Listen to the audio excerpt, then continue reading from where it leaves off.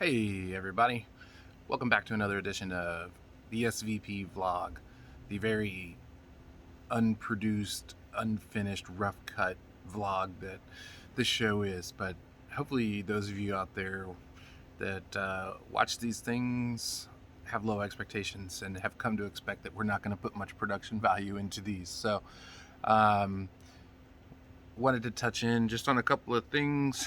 I know that we all saw the debate the last was it Wednesday night? And it was actually the vice presidential debate. Let's be honest, not anywhere else to go but up after the presidential debate. I think it was like widely agreed on both sides, Republican or Democrat, that was pretty much a shit show. Um, lot of things being thrown around Trump being a bully and overstating his time or talking over. And yeah, Trump was kind of Trump. I don't.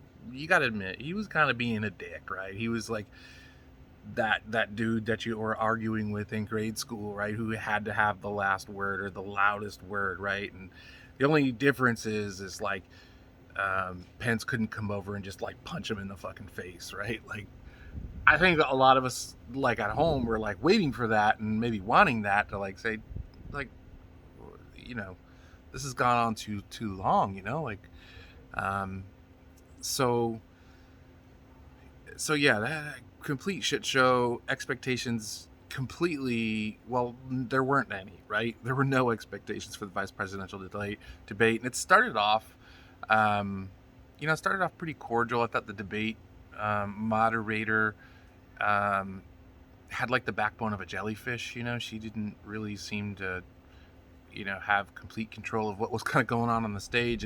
And ironically enough, after the first go around, you think that there may have been somebody with a little bit more backbone or kind of a stronger presence to kind of guide and control the conversation. But yeah, maybe that doesn't make good TV, right? So but yeah, I think the one thing that anybody got from this debate was that fucking fly that landed on Pence's head, right?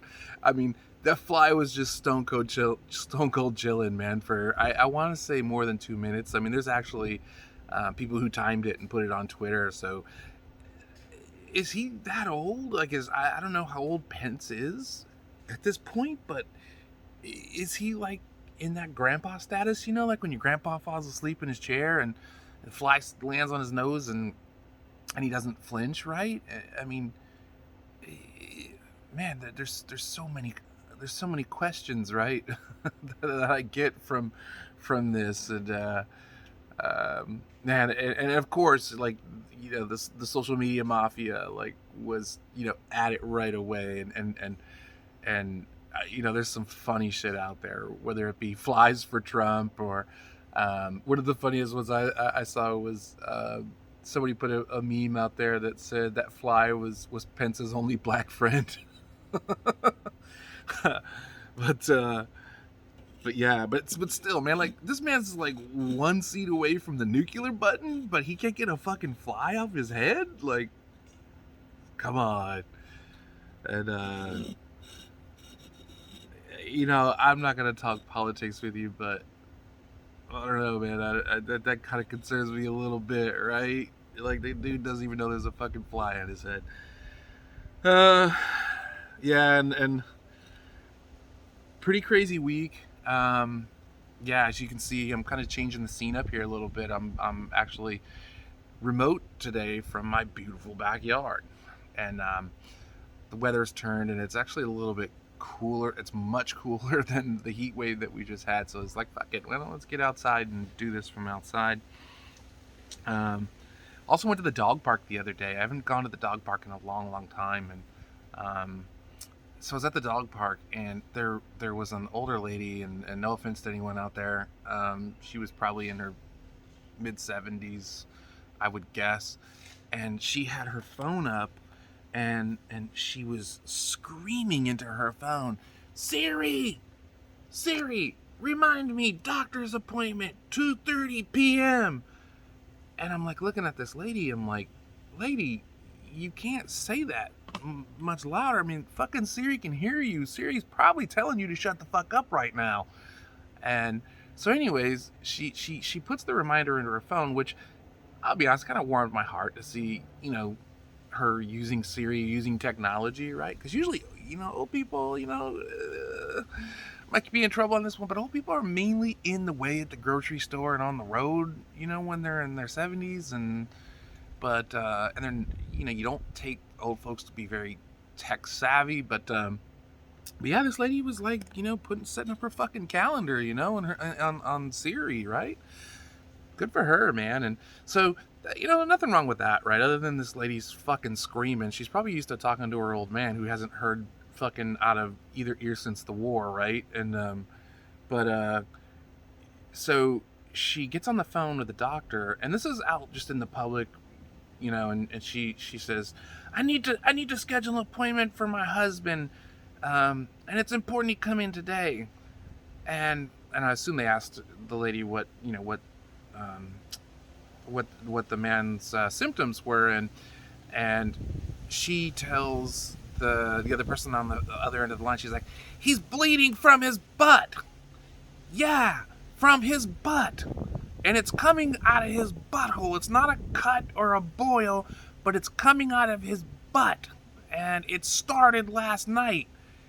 And I'm just sitting there, just right next to this lady, and I'm like, Jesus, like, lady, like, I'm right here. Do you not see me? Like, do you think this is information that the general public wants to hear about your husband's asshole bleeding out? Like, so I was half tempted to fuck with her. Like, I wanted to ask her, like, more questions when she hung up. I was going to be like, so, like, when did the bleeding start? Like, is it more of, like, is it spotting, or is it run? Like, and, like, just maybe trying to unpack that a little bit more. Obviously, she was comfortable enough, right? She was at the park on a bench, just setting the appointment up and giving all the symptoms, and man, I was thinking too. I was like, man, when I get to be 70, I'm like, are my kids gonna be like, or not my kids? I guess my kids wouldn't be the same age as me. Will my significant other, if I don't die miserable and alone, will they be at the park and telling people about my butt bleeding? But yeah, crazy, man, like crazy. What else is going on? So I also read earlier this week that the pandemic is a conspiracy which is being caused by the Satanist pedophiles who control the world using 5G and vaccines. 5G and vaccines being used to put together a conspiracy for a pandemic. I just don't connect the dots on this one. And I mean, I'm no Harvard graduate. Like, I'll give you that. I'm a military man. But this doesn't seem to add up. And I'm thinking, if it's 5G, doesn't that kind of limit your reach on this? I mean, so what? Did like the people on Boost and Cricket don't get the conspiracy, right? Because like they're not gonna see 5G at least for what, another 10 years? I mean, fuck, I'm on Verizon, and Verizon doesn't even have 5G. You'd have to, I think T-Mobile / Sprint is the only 5G carrier or network out there at the moment, but the whole thing doesn't even make sense, right? Conspiracy by the Satanist pedophiles. So the Satanist pedophiles are the ones who are controlling the wireless companies, who are putting in the infrastructure for the 5G. I'm just trying to talk through this, and I can't get anywhere with it. But people, like, either you're in the park and your fucking butthole is bleeding, or your husband's butthole is bleeding, or you're tuned into a theory that there's a conspiracy driving this pandemic, and it's built on 5G and vaccines. Like, what are people doing with their time? Like, I barely have time to record these vlogs, and like, what are people doing? Man, it's scary. It's scary the level of stupidness out there, right? And which kind of leads me to my next point. Is I came across an interesting term, right, that has been, I guess, thrown around during the pandemic, and um, they're calling anyone or who's there, right? So they being the conspiracy theory, tinfoil hat wearing crowd, um, are calling anybody who believes in or subscribes to the theory that COVID is actually real a COVIDiot. Mm. Real, like, real unique and an original play on words there. I mean, you're a COVIDiot. I mean, that's not, let's be real, like, that sounds like something Trump would say, right? Like, maybe his team did come up with that, but um, COVIDiot? Mm. I thought that was kind of interesting. Um, what else we got to talk about? I don't know. Looking through some notes here. Working from home, yeah. So I'm on a call the other day, and most office workers are still working from home, and I don't think any of us were ready for like the challenges. Like, we all wanted it, right? Don't lie. We were like, oh, anytime we had the opportunity to work from home, that was it, man. Because like that 10-second commute from you know your bed to your office, and not having to throw on business attire, that's a life we all want, right? Like, don't lie. But anyways, there have been a lot of challenges that I think a lot of people haven't really thought about. And mainly is your fucking rowdy ass kids, right? Or your fucking dogs that are like ready to fucking attack the mailman or the pool guy. And look, I'm not like looking down on you, because I'm one of you. Like, my dogs have almost bitten the fucking pool guy at least 5 times, and we have to fly into action, shutting doors and battening down the fucking hatches, before the landscaping people come back here, because we have wiener dogs, and you may not think, but those little fucking dogs are like little alligators, right? They've got a mouthful of teeth, and they're the most ornery son of a bitches you've ever been around. Now, they're the most loyal dogs too. They would never harm us, but if somebody were to step foot in this backyard, if you want that smoke, my man, come on back. Like, because you're gonna get bit. But anyways, I'm digressing. Challenges, yeah, the challenges from working from home, and someone I called the other day, and all of a sudden this lady just loses her shit, like right in the middle of the meeting, and she's screaming at this kid, and I'm like, Jesus Christ, I don't like. I was traumatized. Like my butthole tightened up a little bit. I was like, damn, lady, like, and she's just in this kid's ass, like, go to your room and stop making noise, and I'm this, and I'm busy, and I'm like, lady, this kid is gonna fucking murder you by the time he's 12, right? Like, you may want to lay off him a little bit. Like, he's just a kid, and he's trapped in this house with you, right? And you're obviously, like, you're working, right? So we don't have time to be paying attention to kids and all kind of shit. And just as I say that, my little dog comes up. Let me see if I can pan the camera down. Of course he's gonna go down, and he wants attention. Say hi. See? He came out like on cue. Like, I put up the cue card for him to come out, and just like cue the fucking distraction, right? That's just everyday life, working from home. But people, don't yell at your kids, right? Like, you can yell at your kids. I'm not telling you not to yell at your kids. Just don't yell at your kids when you're on a meeting with me, because I don't want to hear that, and I don't want to like have thoughts in my head wondering if like your kid's getting the hell beat out of him because he wants some macaroni and cheese, right? While you're on a teleconference. It is crazy though, man. Like, and then we've been in the quarantine or whatnot for how many months now, and working from home, and it's even testing the boundaries of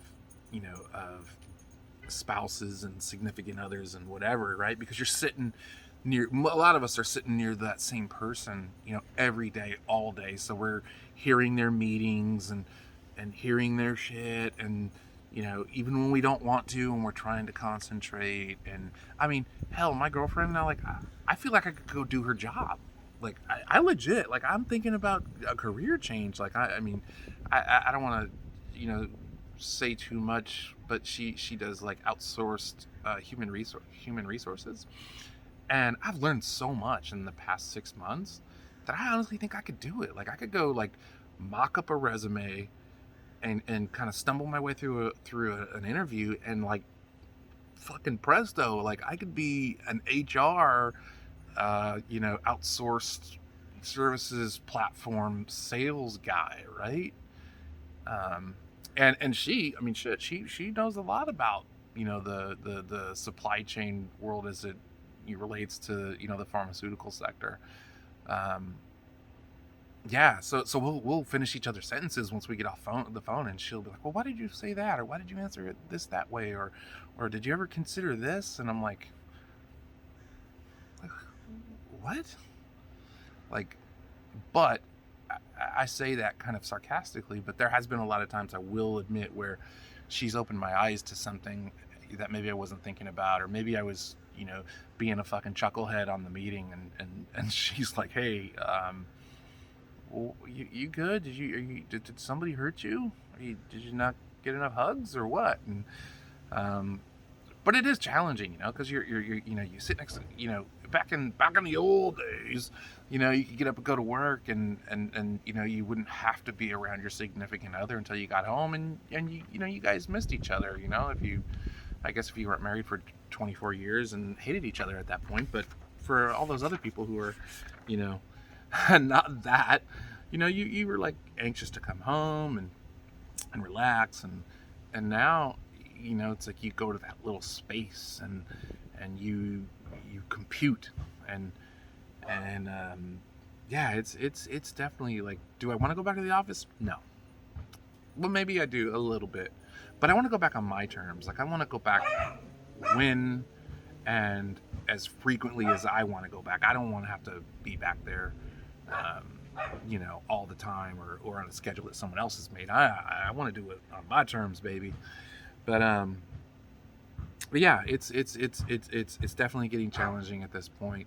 I realized that and I'm looking, as I'm recording this, and I'm like, you fucking jackass! Like, there's so much else going on in the world, right? People who don't have jobs, people whose family businesses and businesses they've owned and started up have shut down because of this pandemic, and you're sitting here complaining about working at home. Yeah, maybe I'm a jack off for that. Maybe I don't have much to complain about in that in that realm. I don't know. Not a whole else going on, and kind of, I guess, in some other things I've seen. And there's this dude, and he's like going fucking platinum, plaid viral, and it's this dude. He's just fucking on his skateboard, and he's got a bottle of ocean spray cranberry juice, and my guy's just fucking chilling. He's just on a vibe, and he's like going down an on-ramp, what it looks like to be on the freeway, and he's got Fleetwood Mac Dreams playing, and he's got his camera rolling on, and he's got it trained on himself, and he's just drinking, and I mean, my guy is not giving like any fucks, right? Like, in any world or any stratosphere.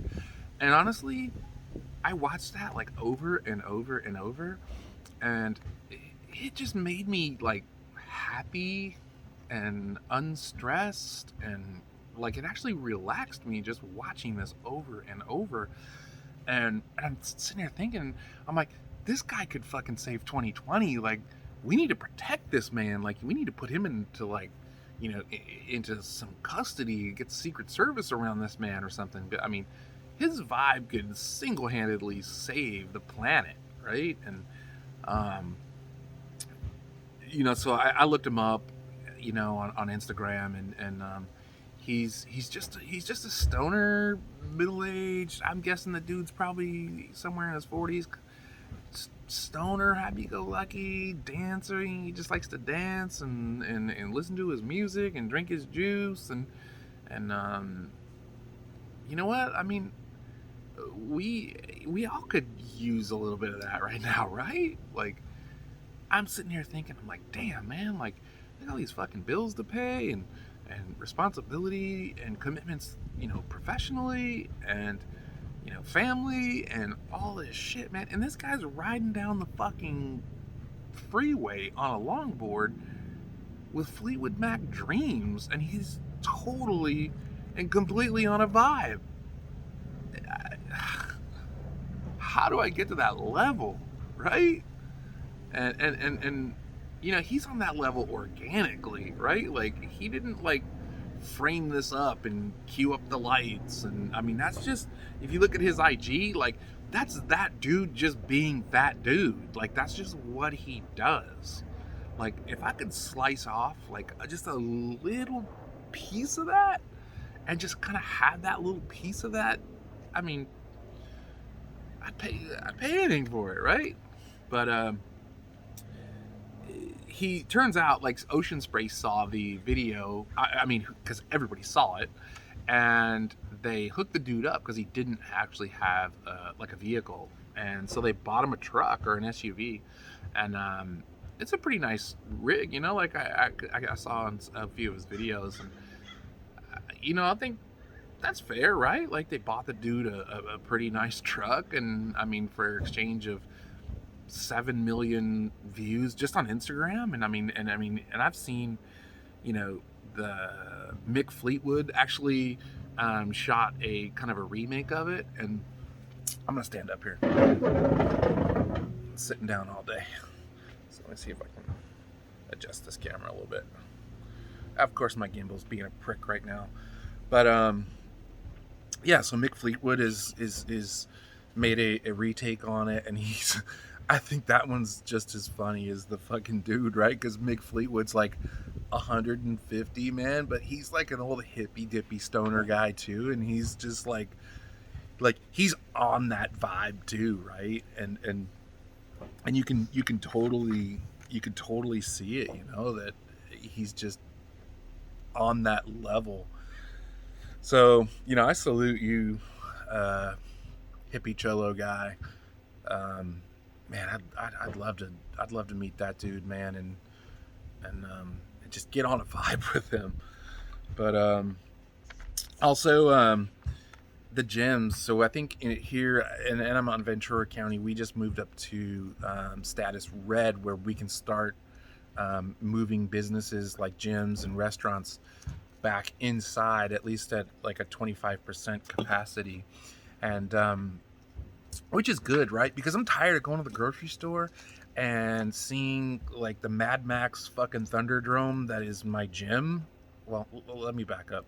That's not my gym, because obviously you can tell from the physique here of the Love Machine that this body hasn't seen a gym in at least a year. So, like, I can't even use the COVID excuse. But nonetheless, right? Like, the fucking gypsy camp, was packed up and put away when I went to the grocery store, and I was kind of happy, right? Because I'm like, honestly getting tired of driving in through there and driving through a fucking gypsy camp, people working out under a tent. And the craziest thing though is like, I was seeing people like do like weight bearing exercise, like squats and shit, like where they're just standing up doing squats.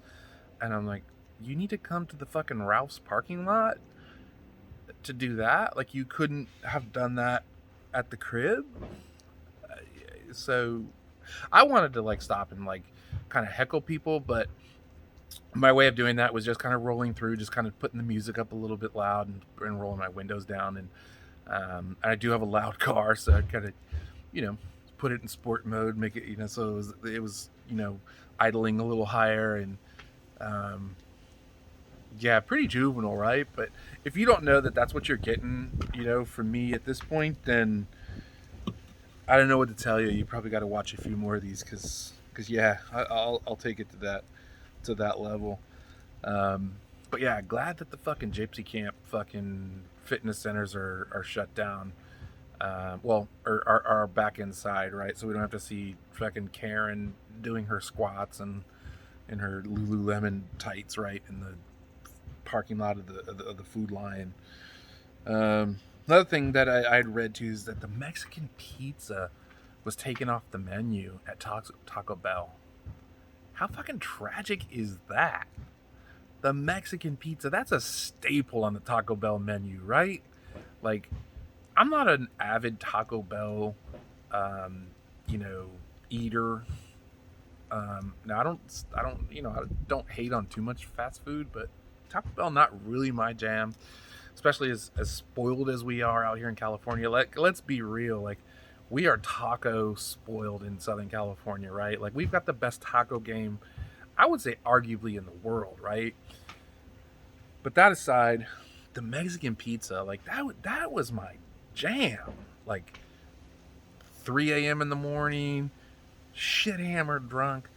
Like I'm trying to have the Mexican pizza like door dashed in or sending somebody out. That's right, kids. You didn't hear me say I jump in the car and drive, because we don't drink and drive, and we don't condone that. But yeah, the fucking Mexican pizza. Like I want to know who's responsible for that decision, right? Because and that's one of the most unique menu items, right? I mean, taco, burrito, chalupa, all that, But the Mexican pizza, right? Like that's like the classiest thing on the menu right there, right? Like that's like shells, cheese, and you're bringing together like two different genres, right? Like that's like almost slapping Italy in the face, right? Like can't honestly, like all kidding aside, like I was like a little bit like I was a little put out by the Mexican pizza getting the 86 off the Taco Bell menu. Um, also, this was a ways back, before the debate, but I thought it was really funny that Trump had come out and they asked him if he would facilitate a peaceful transition of power if Biden and Kamala were to win the election, and he wouldn't give him a straight answer, right? And that's just the Trump, communication, that we, has always been.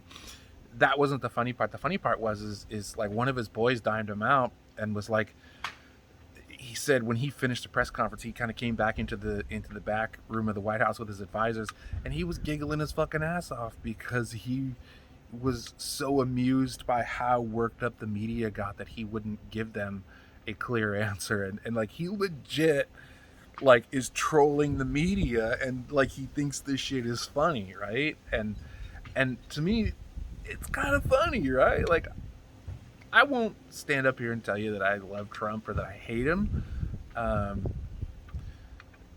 but that was funny, right? And he runs the country like it's his own, like it's a fucking frat house, right? Like he's like the fucking Sigma Chi Phi fucking frat leader, and he's just like trolling people, fucking with people, and like getting his laughs. And I mean, you gotta wonder, was it karma maybe, that he was out, talking all that shit and, not, doing the social distancing, and then like he turns up with COVID, and now he's like, he's like had a come to Jesus moment, I guess. And he's all, 180 degrees different, but on the whole situation. But yeah, man, like I think that might be what I miss about Trump the most, is because he's out. You heard it here. He's not going to be reelected. Not happening. It's going to be a landslide victory. You heard it here. Um, but that'll be the thing that I miss the most when Trump's no longer in office, is like all his fucking shenanigans, right? Like it's funny because part of me, most of me, is enjoys it, and it's like it's entertainment and laughter. But then, when you really think about it, you're like, this is our president. Like, this isn't, fucking, the guy who roasts people on Comedy Central, Jeff Ross on Comedy Central, right? He's the fucking president. So you're like, that like Canada's laughing their fucking asses off at us and the rest of the country, with this guy. Um, so, thinking about it on a more serious note, it's like, yeah, maybe it's not so funny, but I don't know. I think it's funny. And speaking of Kamala Harris and the vice presidential debate, I knew right away that fucking Pence was fucked, right? Because did you see like the look on Kamala's face, like when they had like the opening shots, had cued to each of them the close-ups, and right then I was like, this man's in trouble. Like he's not as and I will say Pence is a little more quick-witted than I probably gave him credit for, because during the previous debate when I was watching Biden, I was like, Biden's like one fucking step away from like the fucking convalescent home. Like this guy's gonna be spoon-fed applesauce here, like in a couple more years, right? But so I didn't have like really high expectations for Pence. But then when I saw kind of the body language and the aura of Kamala Harris, I was like, oh no, I I think this man's about to get smacked, kind of not figuratively, and she kind of did, right? And I'm sitting here thinking, I'm like, I had like the feeling of like I had arguing with my mom, like my mom would somehow always know whatever kind of weird or sideways shit I had done or got trouble I gotten into. But I'd come home trying to lie my ass off either way. Like I remember this one time where I think I peeled I don't think I did. I peeled the pinstriping off of our neighbor's Cadillac. Beautiful Cadillac. And my neighbor he videoed it. Like he saw me out there. Like it was daytime. I wasn't even trying to hide it. And, so I come back into the house, and obviously the neighbors already called my parents, while I'm in the middle of the job, and later I thought about it as an adult. I'm like, why did he let me take the fucking pinstriping off the whole car before coming out and stopping me? Or, well, he never stopped me. He just called my parents. And I'm like, why would he let me finish the fucking job? Like, that dude owes me, right? Like, that was probably a few bucks less that dude had to pay the pinstriping fucking people, to get the rest of the pinstriping off. But he was like, no, this little motherfucker, like, he's already started. You're already down the path. Go ahead and finish it. And he fucking let me finish it. So anyways, I digress.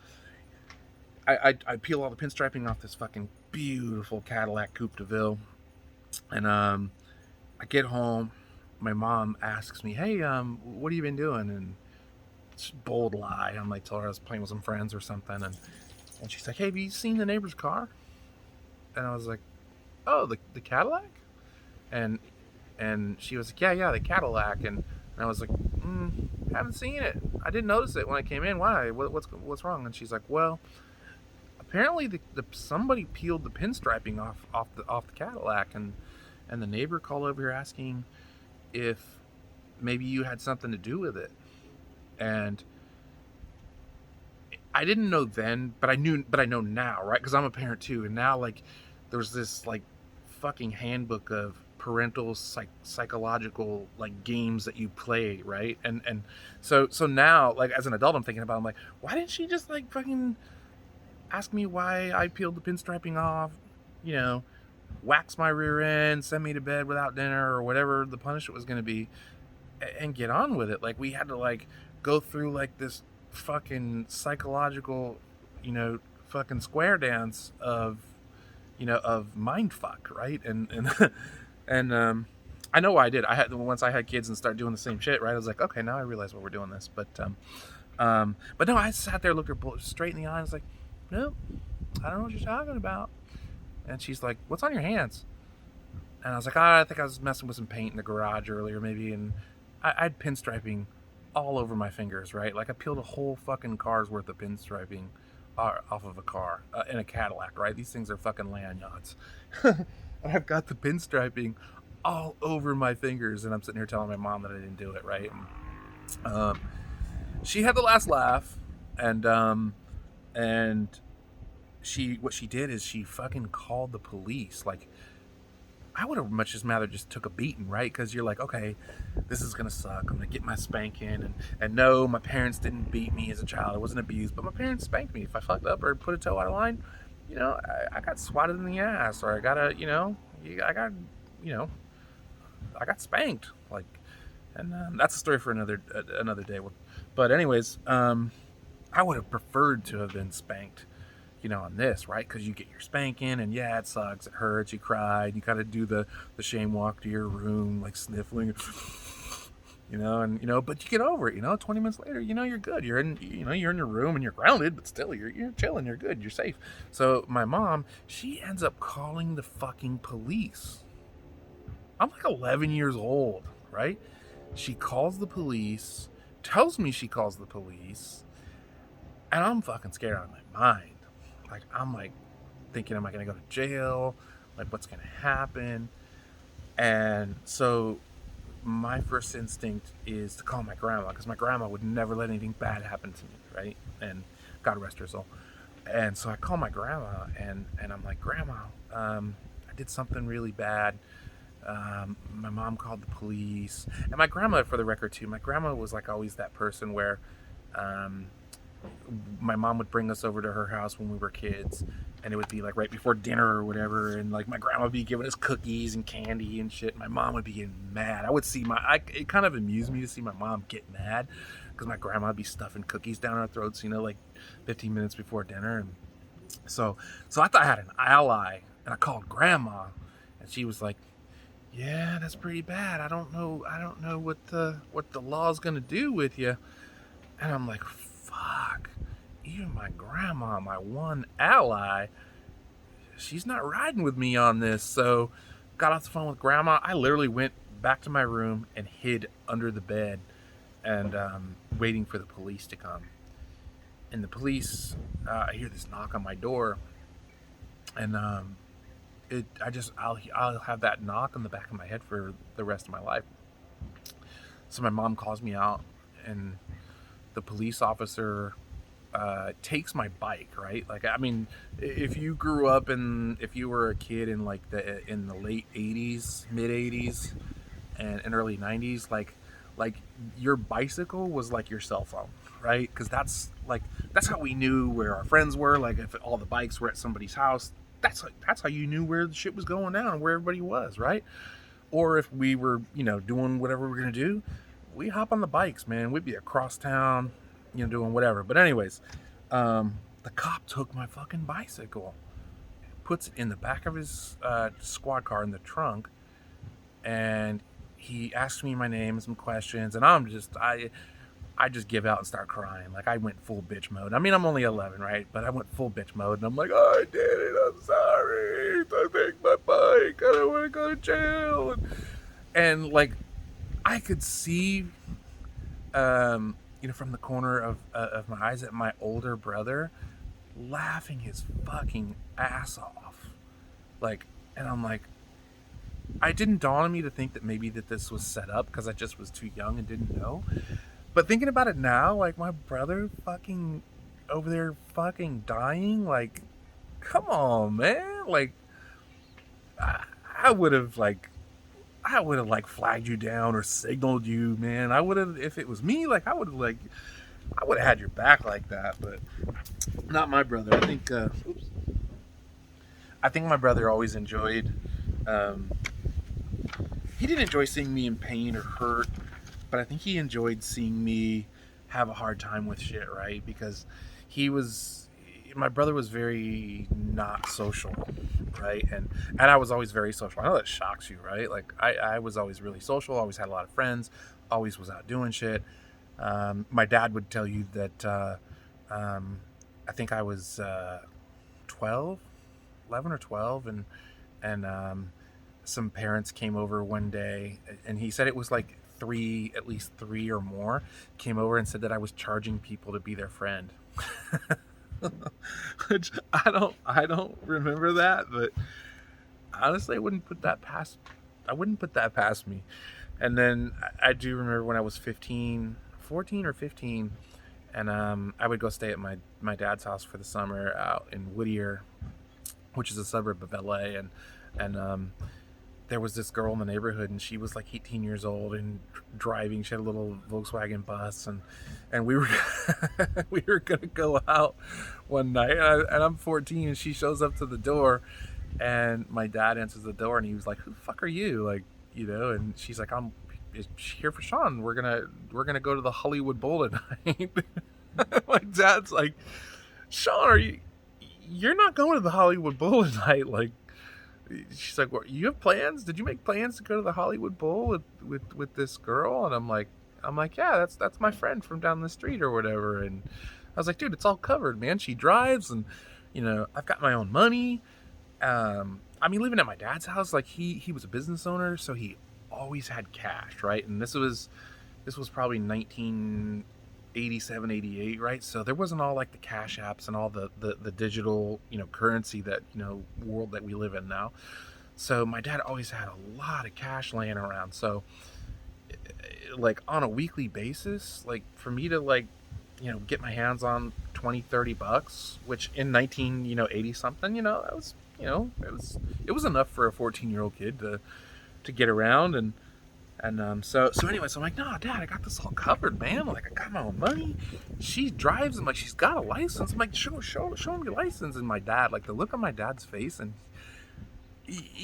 I can appreciate now, like the situation it put him in, right? Because on one hand, you're like, that's my boy, because I've got a son too, and I'd be like, "Yeah, okay, the player genes are like inherited. It's genetic, like you can't, it's a trait that can be learned, but I mean, it's just genetically passed down, and like you can't fight that. That's like slapping Jesus, right? Like, so anyways, my dad didn't end up letting me go, but he was super cool about it, and when he told the chick, and my dad closes the door, and he's like, "Hey man, have a seat real quick." And he's like, was that for real? Like, were you really going? Did you really think that you were going to the Hollywood Bowl for a concert, at night by yourself with this girl? And I was like, "Yeah, why not? Like, like, why wouldn't I be able to go?" And and he just like has this look on his face, like his brain was jammed up, and he was like, um. I could tell like he didn't want to tell me he was kind of proud of me, I think, but he didn't want to tell me, like, "Hey, you're fucking up, or that's not what you're supposed to be doing." Um, but yeah, I had another friend too who at school who was this big heavy kid, man, and we're in like the fourth grade, and this kid is probably pushing 3 bills, and he's about 6 foot, like big kid for that age, and big mean kid, and I guess the school called my parents or my dad, and told him that I was having this kid like push some of the other kids around who weren't friendly or whatever, and that basically I couldn't be like using this kid as like a fucking security detail on the playground. Um, I always wondered what happened to that guy. By the way, I mean he was, I swear to you, like he was probably pushing 250, and the kid was like in the fourth or fifth grade, and he's either in the NFL somewhere, or I don't even want to think about it, but yeah, I do wonder where that guy kind of ended up in life. But yeah, yeah, that's really kind of about it. The other thing that I've got going on is our car club stuff, and you guys saw from the last episode that we're pretty active with our car club, and so we do have like a cruise that we're going to do out in the desert this weekend, which should be a lot of fun. And also, just kind of as a Cyrus announcement, we take the uttermost caution when we're doing that, and we we're very cognizant of social distancing, and most of the event, like 99% of the event, you're in the car driving. So it's not like we're out like in fucking South Beach on spring break with the guys from Florida State. Tom Brady lost again last night. It was cool to see that. Yeah, I don't know why I kind of routinely or love to hate on Tom Brady, but I just do. Like, I think it's time. He's had enough success, right? Like, and again, uh, it's coming off as like I'm a player hater. I know that. I don't mean to be a player hater. I feel like I'm not a player hater. I know I rant and complain a lot, but player hater, nah. On a positive note, I did kind of mingle with some people this week, and again, really the whole reason for recording these things is really just to kind of sharpen up some storytelling skills and being comfortable speaking, to the camera and whatnot, and to kind of work on material, right? Like I haven't really gotten any jokes or anything here lately. I have written some, but maybe in the next one I'll go over some of the jokes I've been writing. But I have come across a few things this week which are really cool, and one of them is a comedian. His name's Joel Byers, and Joel has this web content, or this I don't know what the right terminology is, where he's helping or putting out instructional videos for joke writing. He does a lot of interview with a lot of established and well-known comics. Like I watched a couple of his older interviews. One was with Felipe Esparza. I don't know. Kind of a weird dude. Like honestly, I never again here. I'm gonna play here a little bit more. I never thought that guy was like all that funny, but I haven't really watched a whole thing of his set. But really interesting. Then I saw another one where he interviewed Jeff Foxworthy, and there was a lot of really good information or content there about him coming up through the ranks, and just the different kind of struggles and challenges he went through on his way to being a star in the comedy game. But yeah, he also has these joke writing sessions that he holds, these virtual joke writing sessions, where there's a play on a keyword, and then there's different jokes, and everybody writes a joke, and it's timed, and it's really kind of cool, and so I've started kind of trying to participate with that, but anyways, I'll put his Instagram tag in the comments section of the video for Joel Byers. Definitely go check this dude out, man. He's a funny cat, man, and I think more than anything, he is very I think he gets the struggle. I think he's been in the game for about eight or 9 years, and he just gets the struggle, right? So I think a lot of his videos and his disposition and willingness to kind of be available or accessible, and to want to help out, it is really cool, right? Like, so yeah, I'll put Joel's social info in the comments. Be sure to go over there and give him a follow. Check out some of his content. What else? I have been toying with the idea of one other person that I kind of came across. Let me back up. His name is what is this dude's name? He's a producer and an editor of sketches, right? And he's done a lot of sketches, and there's some actors and comedians that I've seen who are who are having this guy produce his sketches. And so the cool thing is like his sketches are always really crafty and like really funny, but he does these outtake segments on after the sketch, and he talks about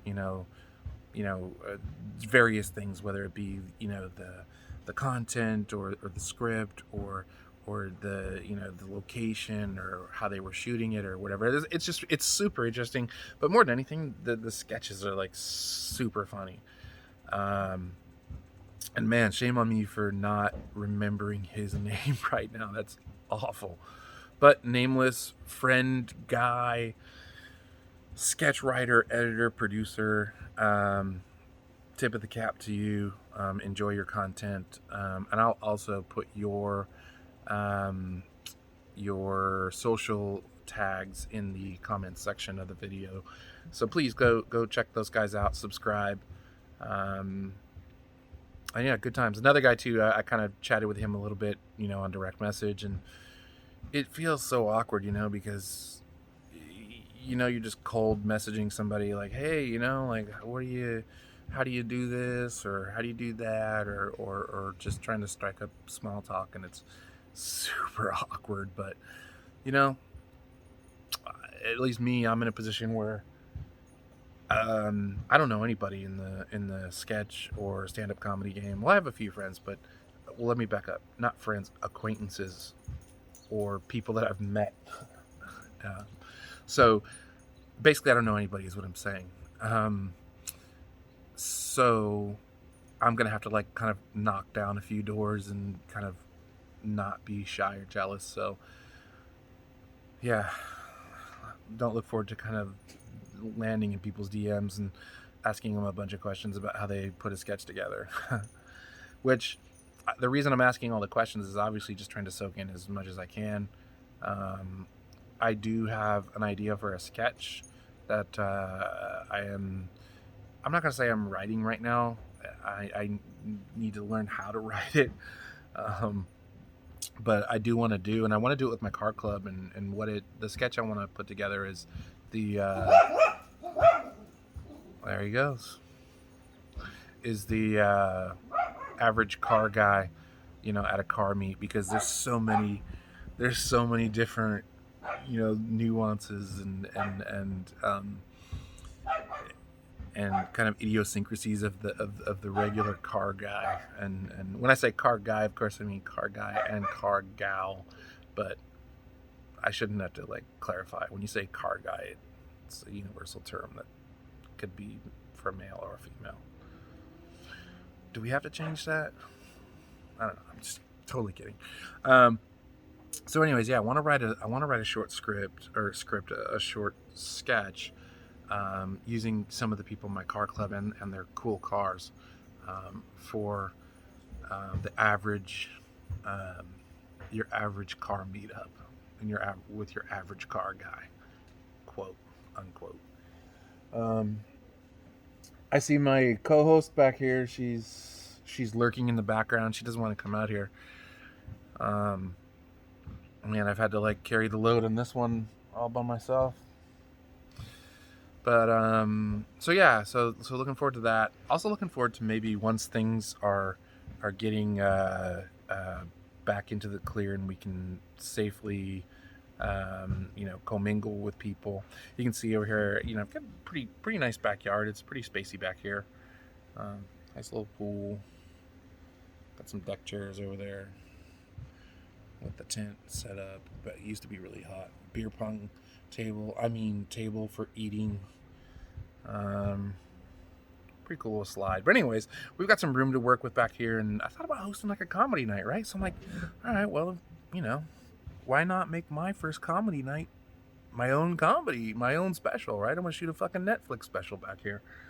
Not really, but I do want to do a comedy night back here, and like I said, I have a couple of comic buddies who have said that they're more than willing to come out as long as the right conditions are present, for social distancing and being aware to staying safe. So that is currently under consideration. I don't know. We'll see. I'm a little particular about who's in my home and in my space. So we also piss off the neighbors pretty much every other week too. With after our car club stuff, we'll come back here and have a beer or two, and it's not that many people, but still it's enough. These cars are loud, and it's enough people to where the neighborhood full of senior citizens that live around here are not probably real happy with me. But oh well. Huh. What else? So another interesting thing that I had read last week was that the city of Berkeley, right? And for those of you who don't know, Berkeley is a very liberal town. A lot of backpacks and granola, Birkenstocks, that kind of stuff. They banned junk food from the check stand area of the grocery stores. Like, that's where like I live, man. That's where like most of my selections come from, right? Like, because you didn't think about, nor did you want a Red Bull and a fucking Baby Ruth like at the same time until you got to the check stand and you're like, I could get a Baby Ruth, a Red Bull, and a fucking TV Guide. Maybe that's dating me a little bit. Did they even make TV Guide still? Is TV Guide even still a thing? I'm guessing not with the digital area, but back in my day, kids, we had that TV Guide, and what that was a little book, had some papers in it, and you'd have to like flip through the pages to the day and the time, and you look, and that's how we knew what was on TV, or we knew what channel the Laker game was going to be on. That's primitive living, man. How we were doing it. That's not too long ago. But so where was I going with that? TV Guide. Oh, the snack stand or the check stand at the grocery store. Yeah. So it is a law now that any junk food or unhealthy food cannot be displayed for purchase at the the checkout area of the grocery store. Come on, man. Like, really? Like, okay, like, should we be eating Baby Ruth and drinking Red Bull? No, right? Like, don't do that. But I don't need Uncle Sam to be telling me that I can't have my like 100 grand with my fucking Mountain Dew fucking my jacked up Mountain Dew. Like I don't need the man to tell me that I can't have my Snickers bar and my cherry Pepsi. Like I don't need the man making those choices for me, right? Like, if I want a heart attack or I want to clog up my arteries on, what else? Like beef jerky and fucking gum and what other crap they have up there, then that's my choice. That's my right. So it's America, baby. It's the land of the free, the home of the brave, right? The home of the brave should deserve to have beef jerky and Mountain Dew when they're checking out at the grocery store, right? Like we've earned that. Okay, I think I'm playing that out a little bit.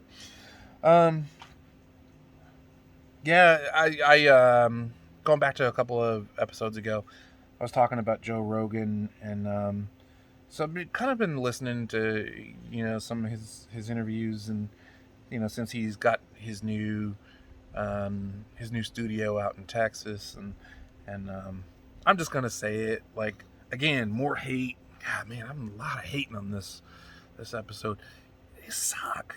Like, he hasn't had any good guests. Like, and I think it's because nobody wants to go to fucking Austin. Like, Austin is great music town. Kind of like a happening hipster town, whatever, but the LA kind of socialites and who's who of the comedy world and the actors and actresses, nobody wants to go out there. Like, if you ain't Matthew McConaughey, like,